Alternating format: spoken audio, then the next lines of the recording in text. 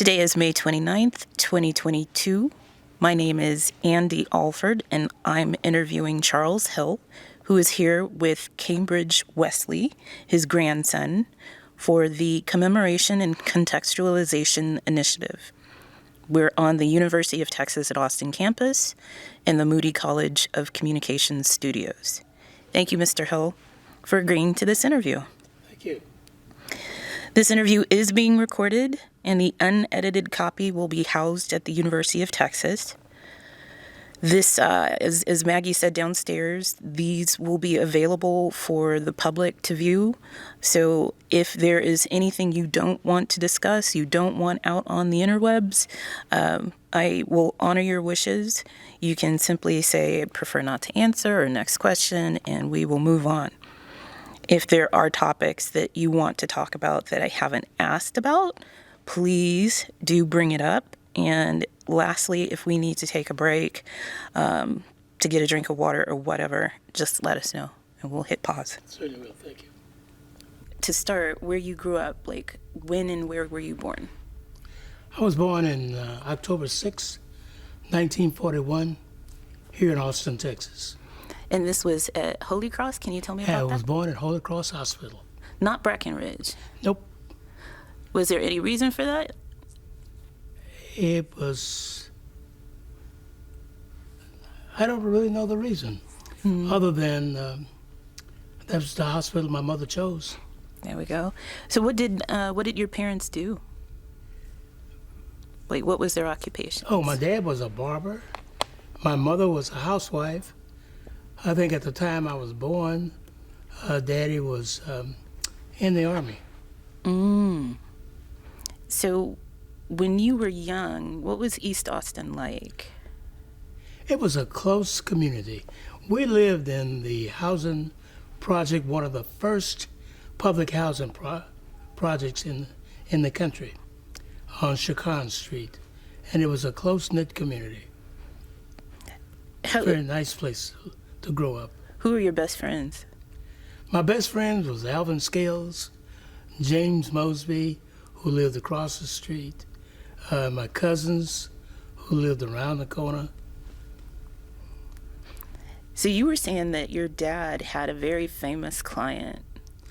Yes, my dad was a barber, and the Campbell brothers came to the barbershop, Earl Campbell and his two brothers, and they became close friends. Did you visit with them as well? We went to the same church, actually, and we sat on the same pew every Sunday. What church was that? And this was, I'm trying to think of the name, Mount Olive Baptist Church. When those guys came into the doorway, it was like the sunlight got blocked. They were so big, so robust, so muscular. They cast long shadows. Yes. So tell me about high school. What would you like to know about high school? What high school did you go to? I went to L.C. Anderson High School in East Austin.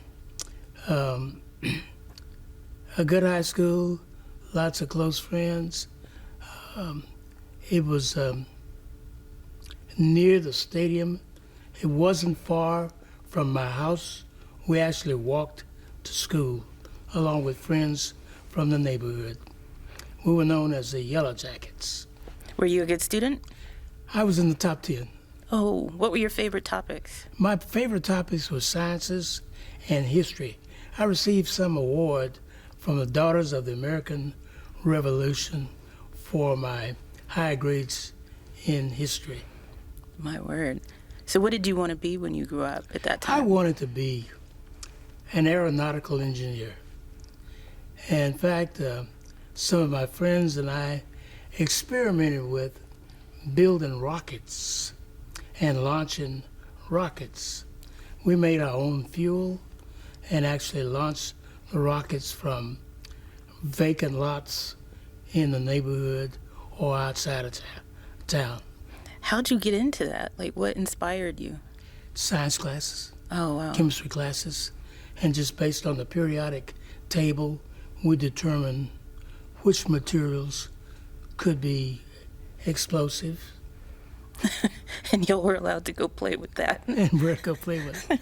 And today's environment, you couldn't get away with that. No. No.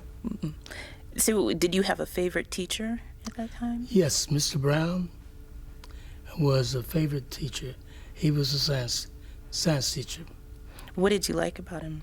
Pardon? What did you like about him? I liked that he was thorough. He took time with students who wanted to learn. He would spend extra time after class to address any unanswered questions. Now, Elsie Anderson, for those who don't know, that was the segregated school for black students in Austin. That's back then, correct. right? What was the state of race relations in Austin back then? There was a high school in north, south, east, and west, and they were all segregated. When integration came along, Anderson, I think, was integrated with two or three non-black kids. Several of my friends who were black left Anderson and East Austin and went to Austin High School for their education. So things were just separate. Yeah. How did you personally feel about that? I didn't like it. I didn't like it because at Anderson, we had books that had been used at other schools, pages that were torn out, but we didn't have the resources that we felt entitled to. And certainly didn't like it at all. I was disappointed, but I understood why my friends left for a better, so-called better education. And we remained friends forever. But it was different, and eventually we are where we are. So the white students who attended LC Anderson, did you meet any of them? Did you know any of them? Did you have classes There with were them? two Hispanic guys. I think they came to Anderson, but there were no white kids that came to Anderson. Gotcha. So I keep using the word black, but what words did they use back then? Black, Negro, colored. Different time. Yes. So when did you first hear that attending the University of Texas was a possibility? Based on my grades, I knew it was a possibility. Coaching and counseling from my teachers encouraged me to apply. It was cost effective because it was here at home, and we didn't have a lot of money. And I had to work for my education, but that was when I thought about it. What kind of reputation did UT Austin have back then? It was a very segregated place. The stadium was segregated. The classes had a reputation of being segregated in terms of there were no black students on campus other than foreigners, people from foreign countries who may have been black. Staff that worked on campus were predominantly black or Hispanic. So there was no integration at that time. And that's the reputation that it had. So back then in Austin, were there marching? Was there any activism around integrating UT? Oh, yes. Not so much for integrating the campus, but certainly for integrating the area, the restaurants, the movie theaters, things of that sort. But I think there was I don't recall any active effort to integrate UT. There was noise in the newspapers about sports programs. Other schools around the country had black athletes, and maybe UT could have a better record if it had black athletes. But So just to take a step back, Heman Marion Sweat applied to UT Austin Law School back in 1946, correct, but he was denied admission because he was black. right, And then the U.S. Supreme Court ruled that UT had to admit him because an equal legal education wasn't available at separate segregated facilities. So when you were in high school at that point, had you heard anything about Sweat v. Painter? certainly. In fact, it's reported that a classroom was set up as a law school for him at the law school here on campus. A classroom strictly for him to attend his law school, So he was in there by himself. that he would be in by himself. Yes. And that was later changed to Texas Southern University was established in Houston, and a law school established there.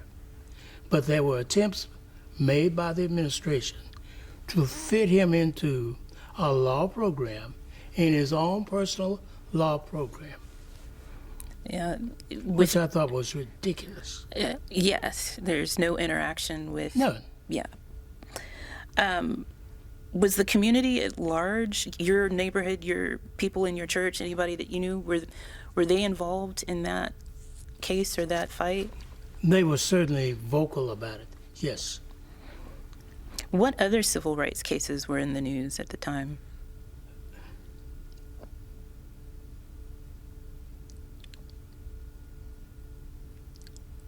The Brown case was involved, and I don't recall of another major case at this time.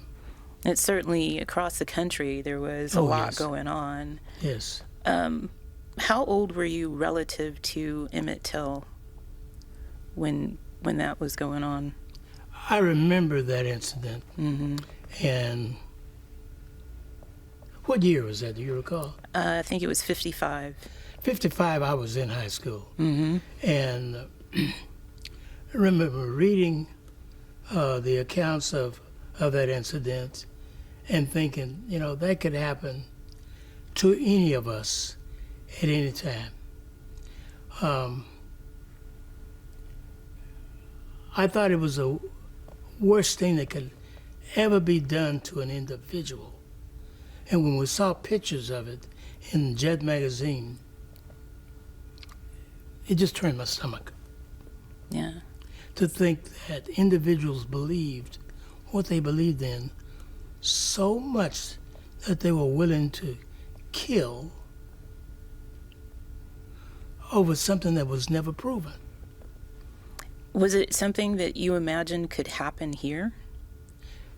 Yes, because there had been lynchings in Central Texas, throughout Texas, East Texas, the South.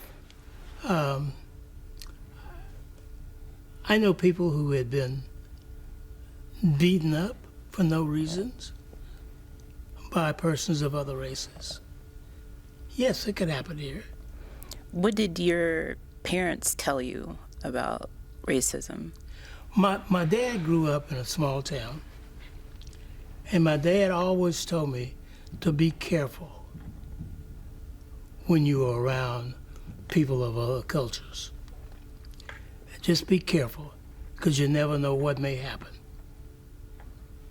So how did they feel about you attending UT? My dad didn't like it. My mother was supportive, but my dad did not like it. And my parents didn't contribute to my education. I worked. My dad sent me to barber school while I was still in high school, and I became a licensed barber, and that's how I worked to pay for my education. But my dad did not like me going to UT, and I think it was later years he began to accept it.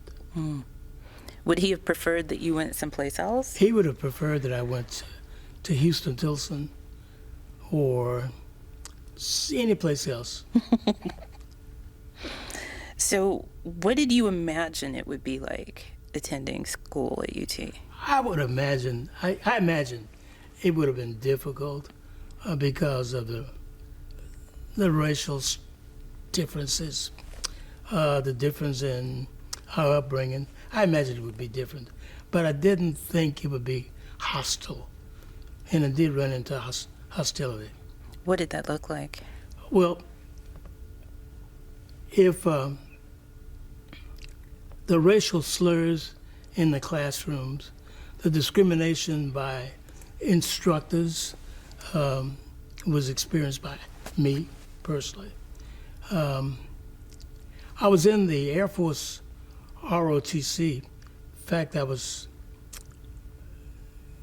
commander of the color guard one year, and one night while drilling, my group ran into some hostilities from another branch's group, and we had a little fight about that. And I kind of expected it, but you just wouldn't want that to happen. Right. But we actually had a physical fight. Did anything come of that? No. I thought I would be expelled from school, but I wasn't. So it was known within the ROTC circles, but nothing ever came out of it. And it was okay. It got dropped. Was that the only violent incident? No, while demonstrating for admittance to the theaters and cafeterias and cafes along the drag, a number of us had been pushed, shoved, spit on, hit during the nonviolent protests, which I later dropped out from, because after experiencing that kind of stuff with police watching, I decided that if they weren't going to protect me, then I have to either not distract from the movement and the intent of the movement, but I had to separate myself from that. So I didn't become a violent person, but I just would not be abused anymore. I would fight back. I would definitely fight back. One night at a strategy meeting at a building on the drag, some kids exploded a device on the staircase, and it broke the glass in the building that we were meeting in. Later on, when I got home, found out that the FBI had been called for a bomb explosion. And that solidified within me that someone believed in what they believed in strong enough to take my life. To take you out? Because I was near that window, So were you organizing as part of a group? I was a participant within the group. Okay. Yes. What was the group's name? I think the group was Student for Democratic Action. Gotcha. Yeah, I think that's what it was. And was it only black students? Or No, it was integrated. Mm-hmm. It was integrated. What year was that? Approximately 1962. And did they ever make an arrest in the bombing? Yes. I think an arrest was made. The two students were expelled from school for a very short period of time. That was it. And that was it. So that tells me that, hey, come on. Yeah. Wow. How seriously are you going to take this? So how did your parents react to that incident in particular? Well, you know what my dad said. Told you didn't have any place over there. My mom said, well, you got to be careful. And did you, I know you said you stepped away from the group, but I stepped away from the group and could no longer be nonviolent. You know, if I was struck, I'd strike back. I wouldn't be aggressive and initiate things like that. But I would not stand by and be abused. so thinking back, like, what was your first day of school like? Say that again? Thinking back, what was your first day of school like at UT? My first day of school? Confusion. The registration process was long and tedious, but it was confusing for me. I'd never been in that kind of environment with so many different people at one time. But we eventually got through the process and started classes and moving from one class, one building to another. And you had to map out where you actually were and where your next classes were in order to get there on time. Because the campus is huge. Yes, huge. So today, kids log on to the computer, select their classes, and they're done. And you're done. But back then, you had to physically show up. Go right? through lines in Gregory Gym to register. From one table to the next, to the next, to the next. You got a little card or a little booklet Right. where you logged your classes. Right. No, they were still doing that when I first enrolled in college, and it's overwhelming. It was overwhelming. Did anybody tell you what it was going to be like? Yes. Other folks that I knew who had attended. So you years had before. friends who were already enrolled? I had some friends that were already enrolled. This was their second year. So did you have a favorite professor here or a favorite class that you took at some place I that certainly felt- did. My favorite professor was a professor of air science. And he would sometimes take me flying in a training aircraft around the area. We'd pick up the plane at the airport and go out flying and log in flight hours. Of course, that was my favorite professor Oh. because I got a chance to fly quite often. Do you remember his name? Captain Long. Do you still, well, I'm sure he's passed, but I did have you keep no in idea touch? where he is. Oh, okay. So how did your actual experience compare with your expectations for how it was going to be?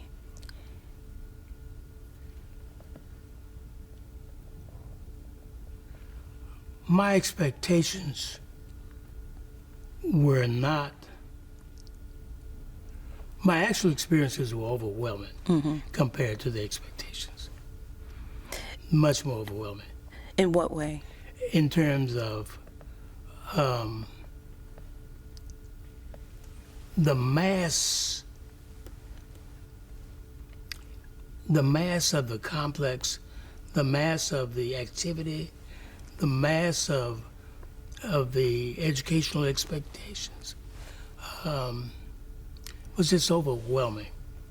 And the amount of work that it took to get through a semester or a course, just overwhelming. But we got it done.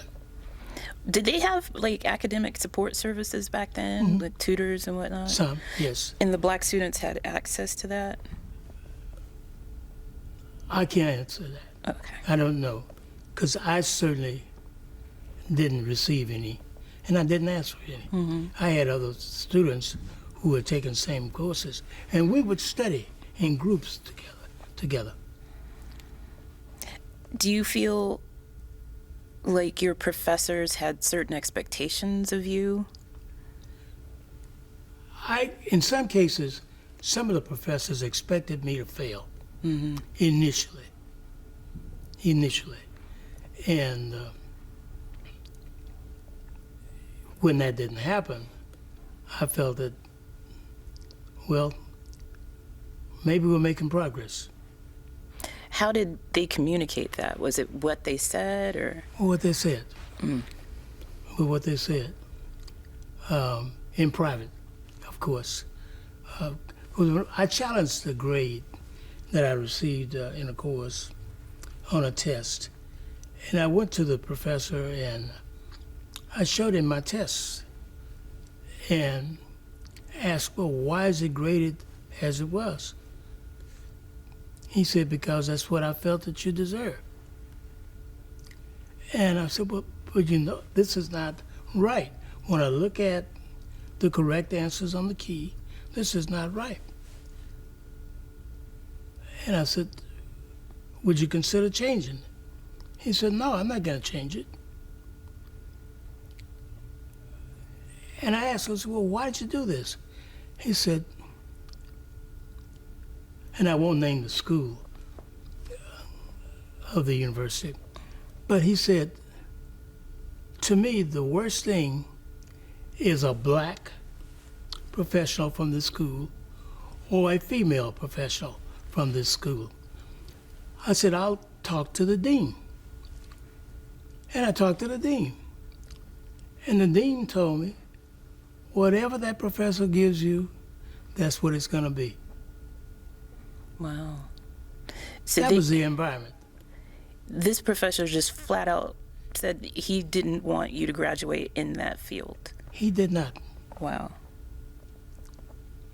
So, to get through the course and other courses that professor taught, I went to class, I did my work, I shut my mouth, and I did not engage him.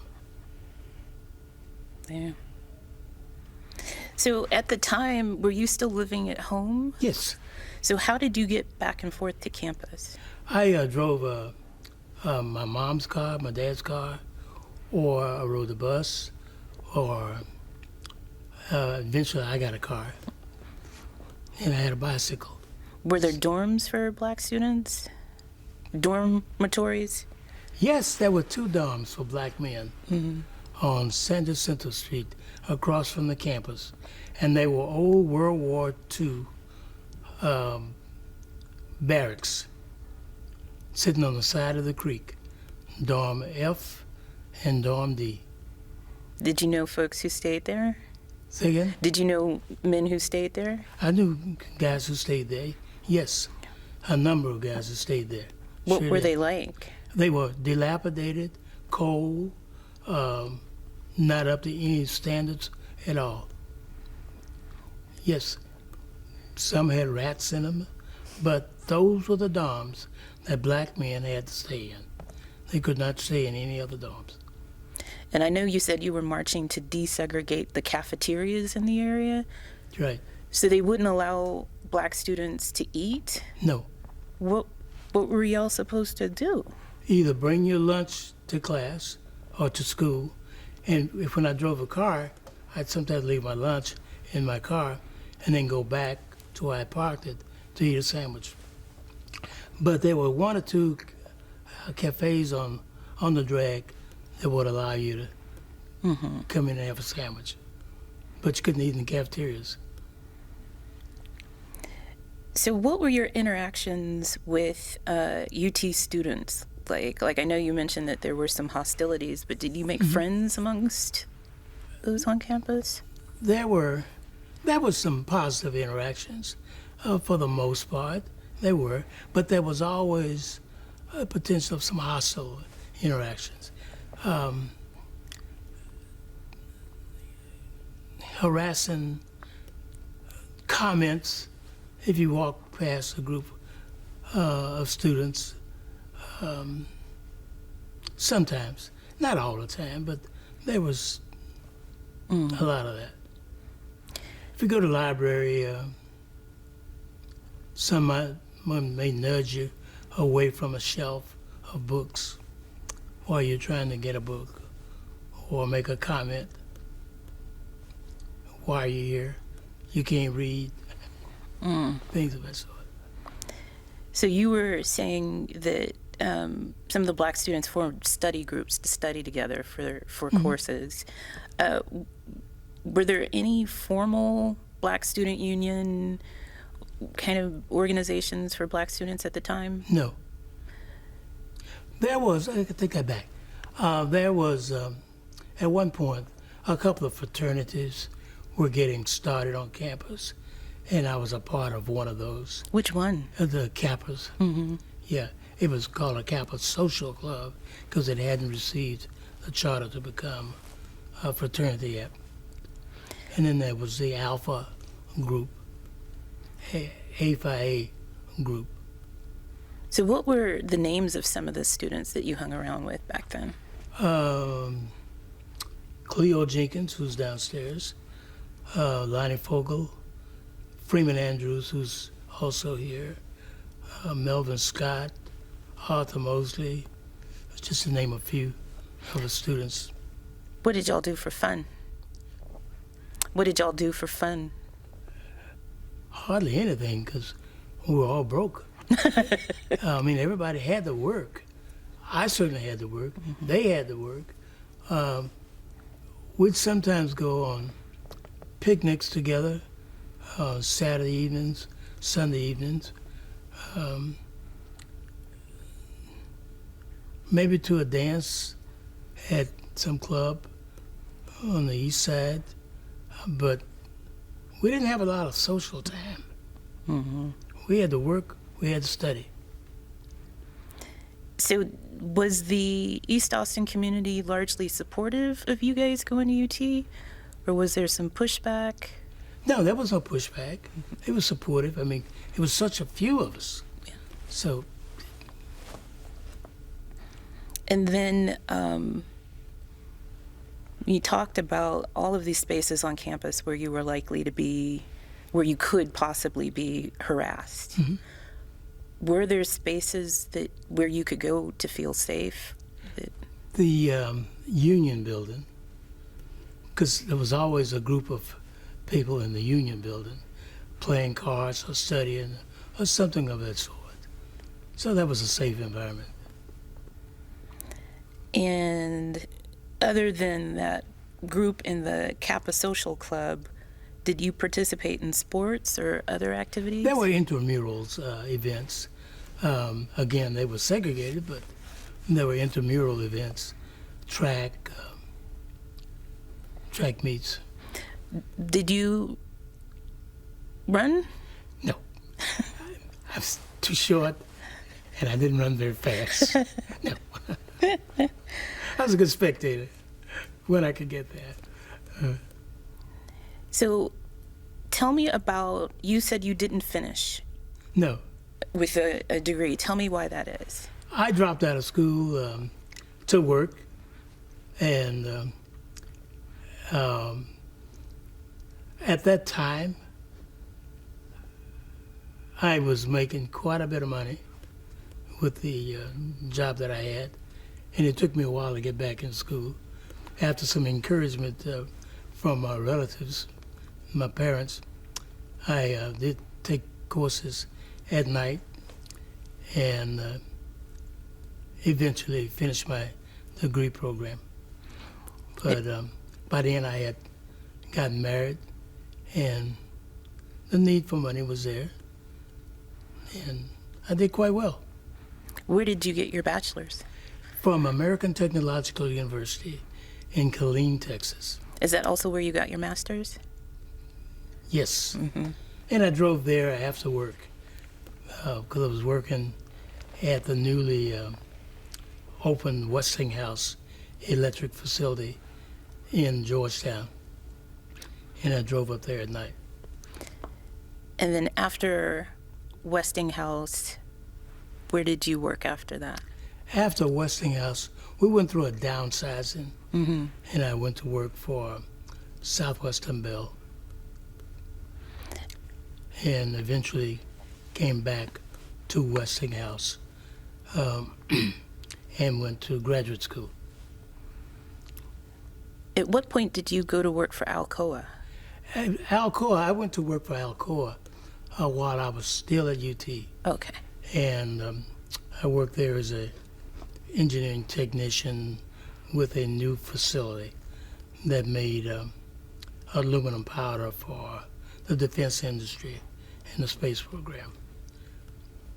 Was Yeah. it dangerous work? Pardon? Was it dangerous? Extremely dangerous. The powder was quite explosive. I missed one explosion by being off that day. And the second explosion happened on a shift just ahead of mine. And when I got within 30 miles of the plant site, I could see this glow on the horizon, and it was the facility burning. The last explosion happened on my shift, and had I followed my usual routine, I would be dead today. And that's how explosive it was. But if you followed the correct procedures, it was okay. And then at one point you went to work for Apple. Yes, I went to work for Apple as a human resources consultant. And when my job with Apple moved to California, I was offered a relocation, and I couldn't relocate because my parents were older. I took a job with Tandem Computers, also in a similar role. And I chose not to relocate again with them too, doing the same kind of work. So I bounced around quite a bit. And in your work with Apple, you were telling me about an innovative working. Yes, the leaderless work group. Yeah, one of the sales directors approached me. He said he was thinking of not replacing one of the managers in the group, and he had heard about this thing called leaderless work group, where a group supervised and managed itself, including groups in multiple locations. So we did some reading on it, some research, and put it together and made it work. Saved the corporation considerable amount of money. Yeah, that would have been very useful during the pandemic. Yes, sure would. And then another accomplishment, and I should have asked this earlier, but you invented a shipping. I was while I was with Westinghouse, we were manufacturing a large gas turbine there in Georgetown, Round Rock, and it was being shipped to power production facilities around the country, around the world. And this was a satellite facility from the one located in Philadelphia. Well, I was sent to Philadelphia to learn how to actually ship that large gas turbine, which is 288,000 pounds of jet engine, how to ship it safely to a job site. And after looking at their process, I decided there was no way in the world I was going to duplicate that. It's too dangerous to the material and to people. So I sketched out a design for handling and shipping that equipment on a napkin, and brought it back and had it made here in Texas. And we used that to ship that product safely, with much more efficiency. And it worked. And you saw others pick up the you were telling me that you were someplace else between Uvalde. Yes, I was. The internal piece of that equipment is called a rotor. And while I was working with Southwestern Bell in Southwest Texas, I saw the device that we designed to transport the rotor, because it was out of the complete machine. And I saw that framework sitting on a rail car, and I walked over to it. Sure enough, it was one that we had fabricated and they had made, designed on that rail car being used over and over and over. And that was the key. You reduce costs by being able to use the same equipment over and over and over. So you know you had a really good idea if somebody stole it, right? Right. if it was still being used. If Right? it was still being Yeah. used. No, that's wonderful. Yeah, it was worked. So, reflecting back on your career and your time at UT, how do you think attending UT Austin affected your life ultimately? I think given me the interaction I had with the friends I met, who are still, some of them are still lifetime friends, being able to experience such diverse careers that I have had has given me a wealth of knowledge, a wealth of experience, a wealth of joy to live my life and to give to my grandsons, of which I have 4. But I think that's what the experience at UT has really given me. So there are, every year, I know there will be students, black students coming to UT Austin feeling just as overwhelmed. Mhm. What would you advise them? I would advise them to ask lots of questions, make lots of contacts, and reach out to whomever that you need to reach out to address your concerns without hesitation, without any hesitation. And those resources were not available when I was here. Well, we thank you for being a precursor, for making what came after possible. Yes. So why did you want to do this interview? Because I wanted to share my experiences with whomever was willing to listen to make it a better place. And I think sometimes UT gets a bad rap. But I wanted to be a good representative of what a big, good university should be. And the school was here at my doorsteps, but it wasn't open to me.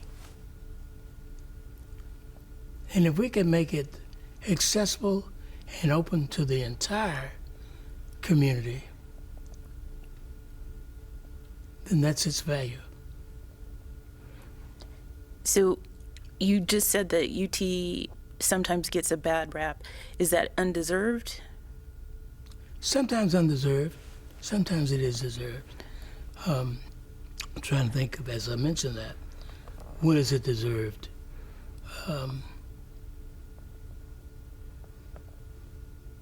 I'll withdraw that. Can't support it. So do you come back to campus often? Do you catch up with your old classmates frequently? I don't come back to campus because I don't know anybody on campus other than 1 or 2 faculty members. I come back to the Texas Relays because one of my grandsons participated in the Texas Relays from high school on up through college, and he was highly recruited by the University of Texas for track and subsequently football. and he didn't attend the university. He went a different route. But I come back in for some cultural events. But I have never been to a football game. I've been to several basketball games. And that's about the extent of it. Did that grandson ask you about your time at UT? Pardon? The grandson who was being recruited? Oh yes. In fact, I took him on a tour of the campus. He attended a summer program with football team, but he wanted to be a sprinter and not a football player. He set the world's record in the 100-meter while he was in junior high school. He went to Italy, where he was born, and set the world's record there. And every university in the country wanted him for track, and he wanted to be a sprinter. And he was approached by the football coaches to play football too, because of speed. And he said, no, I want to be a sprinter. So he went to another university. And he set all kinds of records there too. Nice. Which university? Am I allowed to mention? Texas A&M. Texas A&M. Oh, the rivals. Yeah, the other rival. They've got big banners on campus for him at the gym and things. That's wonderful. And I got to tell you this. My wife and I used to, whenever A&M's track team would travel and come back into Austin to the airport, my wife would make cookies, chocolate chip cookies. And we'd stand there at the airport and hand out cookies to the team and the coaches every time they come in. Oh, that's sweet. All right, Cambridge, any questions that I didn't ask that I should have? I know there's a couple that you already really got through. I did have this one right here. So Cambridge wants me to ask you, do you have a favorite memory from your time at UT? That's a good one.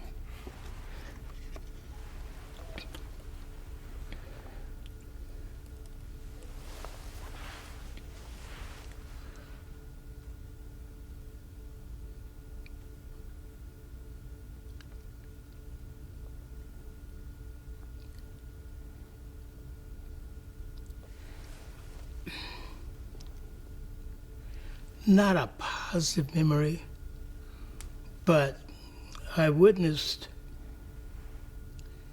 the Charles Whitman shooting from the tower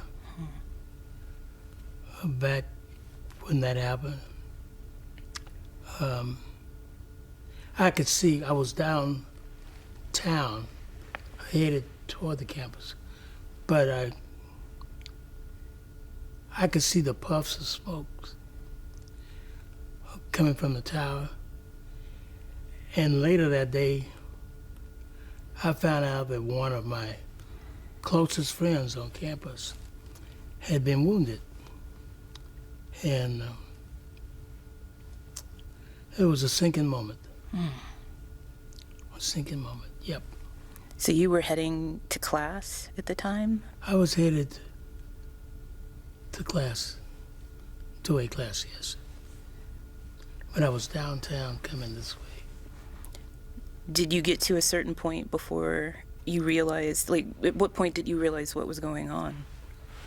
I heard on the news. I had the radio in the car on. What did you do?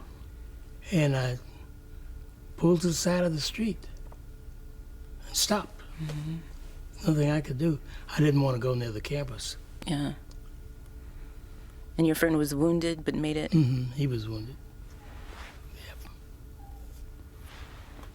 Yep. That was not the answer you expected, I bet. Anything you wish I would have asked? Did I miss anything?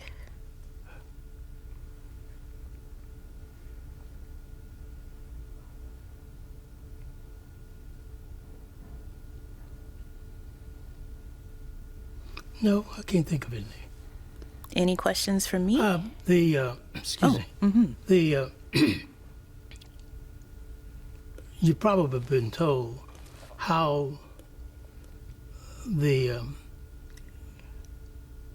precursors got started several times, right?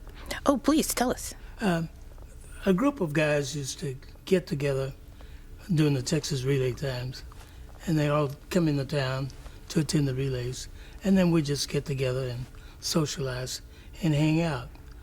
And we went to a fundraiser. We were invited over to the Alumni Center to a fundraiser